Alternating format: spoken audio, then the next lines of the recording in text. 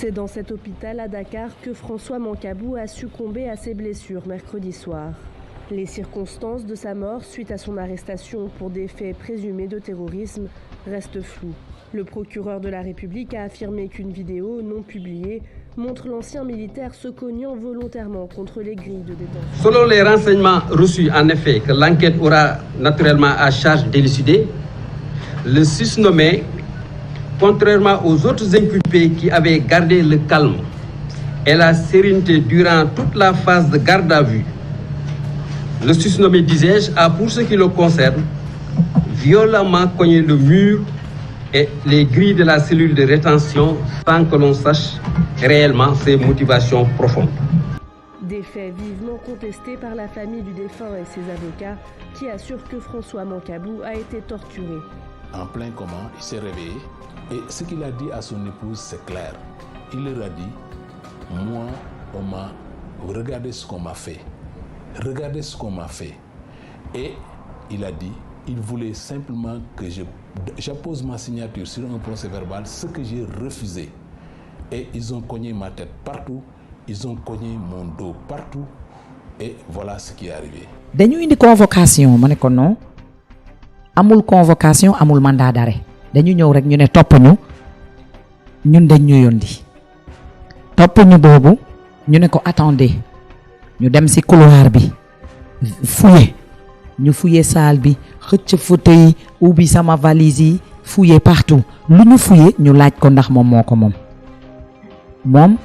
bu nekké kër ga il a été toujours armé day tek ni arme bi ñu jël arme bi ñu né ko tablette bi ya ko mom wala madame mu né mako mom mu né j'ai été armé ça fait plus de 10 ans signé par le ministre de l'Intérieur jëluñu papier bi bu arme bi ñu jël arme bi kessé mané len mayen li c'est louche wuyuñu ma ñu jël arme bi kessé bay papier yi mu né mais j'ai les papiers nangoñu jël arme bi tablette bi ñu jël ko ñu né ko kuko mom mu né len man la ñu yëkëti ben sac il y avait des affaires à l'intérieur, des chapeaux, des documents mu né len non li bu madame la bu liggéeyam la pour liggéeyam la jël nañu tablette jël nañu arme bi jël nañu tablette bi ñu né sac bu noir balé mu né mom lay liggéey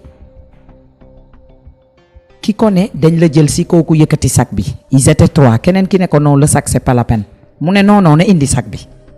Maintenant dama bëgg xam da jour arrestation ñom bu ñëw wax ñu leen lan mo leen andi ci kër gi. Expliqué wuñu dara waxuñu lu leen indi expliqué wuñu dara c'est la police centrale yow lañu jël ci. Je dois dire à ce propos et sur ce plan que les enquêteurs disposent d'images vidéo de 13 minutes qui seront versées dans la procédure. Je voudrais dire en d'autres termes que tous les incidents qui ont pu déboucher sur cette issue fatale, des vidéos et des images vidéo sont détenues actuellement par les enquêteurs, lesquelles images seront versées dans le cadre de l'enquête qui sera conduite. Pour ma part, en procureur de la République, aussitôt informé du décès de François Mancabou, j'ai donné des instructions à la division des investigations criminelles d'ouvrir instamment une enquête diligente, exhaustive et rigoureuse sous mon autorité directe afin de déterminer les causes et circonstances exactes du décès. Dans cette perspective, je dois vous annoncer qu'une autopsie a été instamment ordonnée par le ministère public. ci politique dañu bëgg xam ci lan la Macky Sall wara wiku bay ray ay doomu Sénégal di tej di ray Pape Mamadou Seck insuffisance rénale la am ñu xey nañu dafa évadé nan la évadé François Mancabou déna ray nañ ko déna il a été torturé jugé central dem Rebeuss jugé Rebeuss dem principal déna ça di problème moy est-ce que Sénégalais ñi ngi conscient ci li nekk ci xew Sénégal. C'est extraordinaire de venir soutenir qu'il y a eu un film qui le convainc de ce que François Mancabou s'est donné lui-même la mort. C'est une mauvaise pièce de théâtre qui est jouée par la police nationale. Elle doit assumer ses responsabilités. François Mancabou avait été arrêté le 17 juin dernier en marge d'une manifestation de l'opposition qui avait fait 3 morts au Sénégal.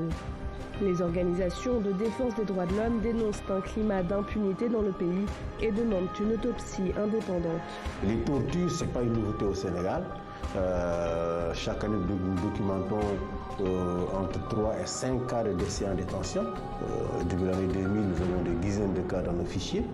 Ce sont des actes qui persistent simplement parce que l'État accorde une protection aux membres des forces de défense et de sécurité.